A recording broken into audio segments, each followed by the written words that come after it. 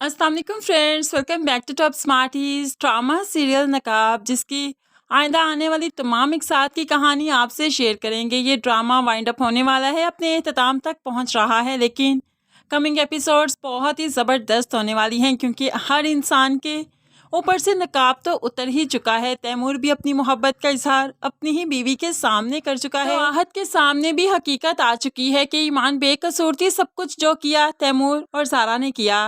उसके बाद बिलाल भी शिद्दत से मोहब्बत करता है ईमान से, तो ईमान भी उसको माफ़ कर देगी। जो कुछ भी बिलाल ने उसके साथ किया, यानी कि एंटी करप्शन टीम बुलवाते हुए जो उसको अरेस्ट करके ले गया। लेकिन फ्रेंड्स, ये सब कुछ कैसे होने वाला है? सारी गिरें किस तरह से सुलझेंगी, सब कुछ कैसे सामने आएगा, क्या होने वाला है अगली एपिसोड्स में? तो चलिए इसी वीडियो में आपसे सब कुछ शेयर करते हैं, तो वीडियो को लास्ट तक ज़रूर देखिएगा। वीडियो पसंद आई तो शेयर और लाइक ज़रूर कर दीजिएगा और मज़ीद वीडियोस के लिए चैनल को सब्सक्राइब करना मत भूलिएगा। तो फ्रेंड्स, तायाजान आहत के साथ मिलकर ये प्लान कर चुके थे कि किस तरह से उन्होंने ईमान को गोदाम में बुलवाना है और रेड करवानी है, और उसके बाद उसके घर में पैसों वाला बैग रखना है ताकि एंटी करप्शन टीम उसके घर में जाए। जब वो बरामद हो तो करप्शन के केस में ईमान फंस जाए। अब यहाँ पर आहत को तो सिर्फ इसी केस का ही मालूम था कि यही सब कुछ होने वाला है, लेकिन नकाब तो इस ताए के चेहरे पर भी था जो किसी के सामने आया हुआ ही नहीं। आहत को तो बिल्कुल नहीं मालूम था कि ताए का प्लान क्या है। जब ईमान गोदाम में आएगी तो गोदाम में बम फोड़ दिया जाएगा, धमाका होगा और उसी आग की लपेट में ईमान आकर जलकर राख हो जाएगी। अब यहाँ पर तैमूर ये सब कुछ जानता था, तभी तो बार बार वो ईमान को कॉल कर रहा था कि रेड करने मत जाना, गोदाम की तरफ मत जाना, वहाँ तुम्हारी जान को खतरा है। लेकिन ईमान ने तैमूर की एक बात नहीं सुनी। ज़ारा ने भी तो फ़ोन करके बिलाल को बताया था कि ईमान को उधर मत जाने देना। बिलाल की भी ईमान ने एक बात नहीं सुनी। अब जैसे ही गोदाम की तरफ तैमूर को लगा कि रेड के लिए आ चुकी है ईमान, तो फ़ौरन ही अपनी गाड़ी पीछे भगाते हुए वो भी उसी जगह पर पहुंच गया। लेकिन अभी गाड़ी से उतरा ही था कि जोरदार धमाके से सब कुछ जलकर राख हो गया। अब यहाँ पर तैमूर तो जैसे अपना दिल पकड़कर बैठ गया, बच्चों की तरह बिलक बिलक कर रोने लगा। अब जाकर एहसास हुआ कि वो ईमान को चीट नहीं कर रहा था, उसे हरास नहीं करना चाहता था, बल्कि उसके दिल में जज्बात थे ईमान के लिए, वो मोहब्बत करता था ईमान से। अब जाकर उसे लगा कि ईमान इस ढेर में जलकर राख हो चुकी है, इस आग की लपेट में आ गई। तो तभी उसे एहसास हुआ कि वो कितना शिद्दत से चाहता था ईमान को। आज उसे अपने बाप से नफरत होने लगी। जैसे तैसे करके बच्चों की तरह बिलकते हुए रोते हुए घर पहुंचा, तो यहाँ पर आकर अपनी ही बीवी से जब टकराव हुआ तो उसे बता देता है, तुम कहती थी ना हमेशा कि ईमान मेरे लिए क्या है, मोहब्बत करता था मैं उससे, बहुत चाहता था, मैं उसे अपनी इज्जत बनाना चाहता था, लेकिन उसने कभी मोहब्बत का जवाब मुझे मोहब्बत से नहीं दिया। काश वो मेरी मोहब्बत का जवाब मोहब्बत से देती, मेरी मोहब्बत को समझ जाती, तो मैं उसकी खातिर सब कुछ छोड़ छाड़ कर चला चाहता।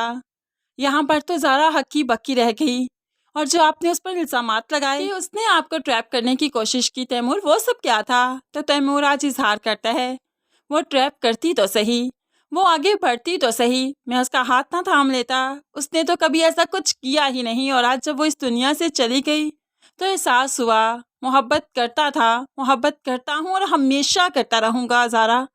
और इस बारे में तुम जो भी कहो कह सकती हो, जिसको बताओ बता सकती हो, क्योंकि मेरी मोहब्बत अब छुपने वाली नहीं। अब तो ज़ारा बुरी तरह से टूट जाती है और यहाँ पर तैमूर को बता देती है वो मरी नहीं है, वो तो अरेस्ट हो चुकी है। बिलाल उसे वक्त पर ही वहाँ से ले गया था क्योंकि वो जानता था कि उसकी जान को खतरा है, और बिलाल उसका बेहतरीन मुहाफिज है क्योंकि वो उसकी हिफाजत करना जानता है। यहाँ पर एकदम से तो तैमूर की सांस में सांस आई कि ईमान को कुछ नहीं हुआ। दूसरी तरफ ज़ारा जो कि मुकम्मल तौर पर टूट चुकी है, इसलिए आहत के सामने अपने शौहर के करतूत रखती है। तुम ईमान को बुरा समझते थे ना, तुम समझते थे कि उसने ट्रैप करने की कोशिश की तैमूर को। आज तैमूर ने खुद इजहार किया कि वो हरास कर रहा था। आज जब उन्हें मालूम पड़ा कि ईमान उस आग में जलकर राख हो गई तो अपने आप पर ज़ब्त नहीं कर पाए, आकर सब कुछ मेरे सामने बोल दिया कि वो बहुत चाहते हैं, बहुत मोहब्बत करते हैं ईमान से, ईमान का कोई कसूर नहीं था। तो आहत बुकला गया, लेकिन वो जो ब्लैंक चेक भिजवाया वो तो ईमान ने रखा ना, और जो उसके घर से करप्शन बरामद हुई सब कुछ उसके पास है। ईमान लालची थी और लालची है, तो यहाँ पर उसे ज़ारा बताती है वो ब्लैंक चेक बिलाल के पास है और बिलाल सबूत के तौर पर उसे अपने पास रख रहा है। उससे भी कोई लालच नहीं है आप लोगों के ब्लैंक चेक का। अब एक के बाद दूसरी बात ज़ारा आहत को बताती रही, ईमान को सच्चा साबित करती रही और आहत अपनी ही नज़रों में गिरता रहा कि उसने ईमान को कितना बुरा समझा था। अब यहाँ पर ज़ारा बता देती है कि तैमूर उसके घर भी गया था, उसे पैसों की पेशकश करते हुए अपने साथ रहने का भी कहा था। अब तो आहत को घिन आने लगी तैमूर भाई से और ईमान से मोहब्बत जागने लगी है। दूसरी तरफ बिलाल अब जाकर चूंकि मामला कुछ ठंडा हो चुका है इसलिए ईमान से मुलाकात करने जाता है, उसे छुड़वाने का इरादा रखता है। तो ईमान के पास क्या, ईमान का गुस्सा तो अर्श तक पहुंच चुका था। वो तो बिलाल की शक्ल नहीं देखना चाहती थी। मुझे इतना जलील और रुस्वा करके अब मुझसे हमदर्दियां जताने आए हैं, ये सब कुछ किस लिए? तो बिलाल कहने लगा तुम मेरी बात मान जाती ना तो ये सब कुछ ना होता। तुम्हें रोकने का मतलब सिर्फ ये नहीं है ईमान सलीम कि मैं तुम्हें रोकता हूँ, बस तुम्हें चाहता हूँ। इस बात को क्यों नहीं समझ आती तुम? क्या तुम पहली मोहब्बत के नशे से अभी तक बाहर नहीं निकली? अब यहाँ पर ईमान एकदम से दंग रहेगी, क्या कहना चाहते हैं आप? मुझे इंसल्ट कर रहे हैं? तो यहाँ पर बिलाल बता देता है इंसल्ट की समझ आती है तुम्हें? तुम्हें मेरी बातों की समझ नहीं आती, मेरी मोहब्बत दिखाई नहीं देती। मैंने जब तुम्हें कहा था कि वहाँ रेट नहीं करनी तो तुम्हें समझ क्यों नहीं आई थी? तुम जानती हो वहाँ पर जो रेड करने गए जलकर भस्म हो गए, आग लग गई उस गोदाम में, क्योंकि उन लोगों का प्लान ही यही था कि जब तुम वहाँ पर जाओगी आग लगाकर तुम्हें मार देंगे। अब उन लोगों को ये नहीं मालूम था कि तुम उस रेड में नहीं गई, क्योंकि तुम्हें तो एंटी करप्शन के जरिए मैं पहले ही वहाँ से लेकर चला गया था। वरना तुम जानती भी हो अगर मैं ये स्टेप ना उठाता, तुम्हें अरेस्ट ना करता, तो तुम तो मनमानी कर ही चुकी थी और तुम इस दुनिया से अब तक जा चुकी होती, मेरी सांसें रुक चुकी होती। बस मैं खुदगर्ज था या कुछ भी था, लेकिन मैं तुम्हें उस वक्त वहाँ नहीं जाने दे सकता था, तभी तो तुम्हें मैंने अरेस्ट करवाया। और यहाँ पर ईमान पूछने लगी लेकिन मेरे घर की तलाशी क्यों नहीं गई?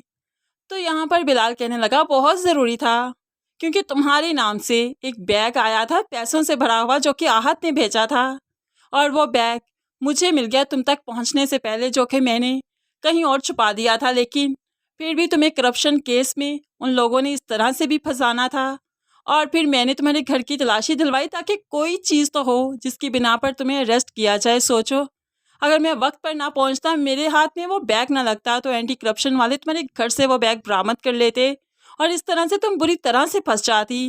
ईमान तुम्हें बचाने के लिए, तुम्हारी ज़िंदगी बचाने के लिए मैंने क्या कुछ नहीं किया, और तुम्हें अभी भी मुझ पर एतबार नहीं है। अब तो ईमान हाली आंखों से सिर्फ बिलाल को देखती रही, क्योंकि वाकई बिलाल ये सब कुछ ना करता तो ईमान आज बहुत बुरे हालात। ईमान की आंखों में अब भी आंसू है, लेकिन मेरी बहुत इंसल्ट हो चुकी है, वो सब कुछ कैसे क्लियर होगा? मैं रात के अंधेरे में अपने घर में इज्जत से जाकर कैसे बैठ जाऊं? तो बिलाल कहने लगा मुझ पर यकीन रखो, मेरा एतबार करो, मेरे साथ चलो। तो अब यहाँ पर वो बिलाल के साथ चली ही जाती है, लेकिन अगले दिन बिलाल एक प्रेस कॉन्फ्रेंस करता है और यहाँ पर प्रेस कॉन्फ्रेंस वो अपने ऑफिसर से करवाता है, जो कि इस बात का दावा करते हैं कि ईमान बेकसूर है, बाइज्जत तौर पर हमने इन्हें बरी किया है, इनके घर से कुछ बरामद नहीं हुआ, इनके बैंक अकाउंट्स बिल्कुल क्लियर हैं, तो इनको हिरासत में रखने का कोई भी जवाब नहीं बनता। इस तरह से पूरी सोसाइटी में ईमान की इज्जत बहाल हो गई, सिर्फ बिलाल की वजह से उसकी जान भी बची, इज्जत भी बची।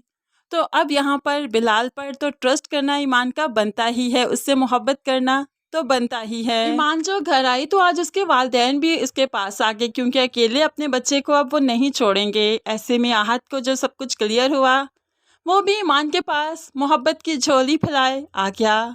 ईमान सब कुछ जो था गलत फहमी थी, मैं तुमसे मोहब्बत करता था, करता हूँ और तुमसे शादी करना चाहता हूँ।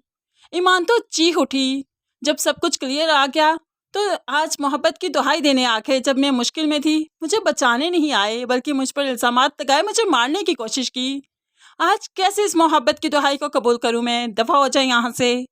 लेकिन आहत बहुत ही रिक्वेस्ट करता है, लेकिन ईमान आहत की एक बात नहीं सुनती और उसे यहाँ से जाने का कह दिया। बेशक आहत जैसे मर्द ऐसा ही डिज़र्व करते हैं, जो अपनी अकल नहीं रखते, जो लोगों ने दिखाया सिर्फ वही देखते हैं, तो फिर किस चीज़ की मोहब्बत है?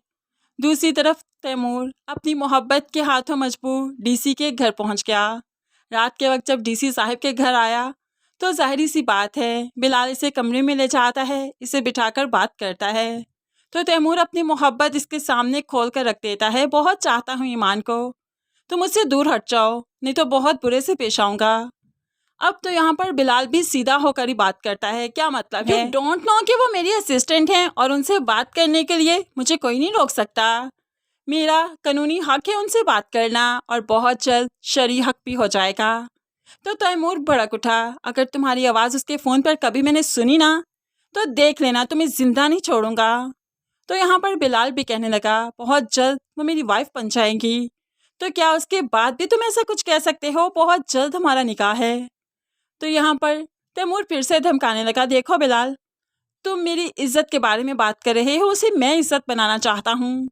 मैं बहुत बुरे से पेश आऊँगा, तुम्हें प्यार से समझाने आया हूँ। अब यहाँ पर वो बिलाल को चेहरे पर थपथपाते हुए उसे धमकी देता है, लेकिन बिलाल किसी धमकी से डरने वाला नहीं। फिर सारी गिरें सुलझ चुकी हैं, ज़ारा भी तैमूर से बदगुमान हो चुकी है, आहत के सामने सच्चाई आ चुकी है और आहत के सामने ये भी आ गया कि उसके गोदाम को आग लग गई। और ये सब कुछ ताया चाल ने किया क्योंकि उनकी प्लानिंग थी कि ईमान जलकर राख हो जाए। ऐसे में आहत का कितना नुकसान हो उन्हें कोई फ़र्क नहीं पड़ा। अब यहाँ पर आहत आया जान से भी बदगुमान हो गया, लेकिन आखिर बिलाल और तैमूर की गिरा कैसे सुलझेगी? कैसे तैमूर को एहसास होगा कि ईमान को बिलाल का ही होना चाहिए? ये सब कुछ काफ़ी इंटरेस्टिंग होगा क्योंकि हमें ऐसा लगता है कि आखिर में तैमूर की मौत होने वाली है। फ्रेंड्स, आप इस बारे में क्या कहते हैं? या फिर कोई ऐसा एक्सीडेंट जिसके बाद तैमूर इंसान बन जाएगा और फिर सबसे सच्चे दिल से माफ़ी मांगेगा? आप इस बारे में क्या कहते हैं? फ्रेंड्स, ज़रूर कमेंट्स में बताइएगा। वीडियो कैसी लगी लाइक और शेयर ज़रूर कीजिएगा। मज़ीद वीडियोस के लिए चैनल को सब्सक्राइब करके साथ बेल नोटिफिकेशन ज़रूर प्रेस कर लीजिए ताकि आने वाली हर वीडियो आप आसानी से देख सकें। अल्लाह हाफिज़।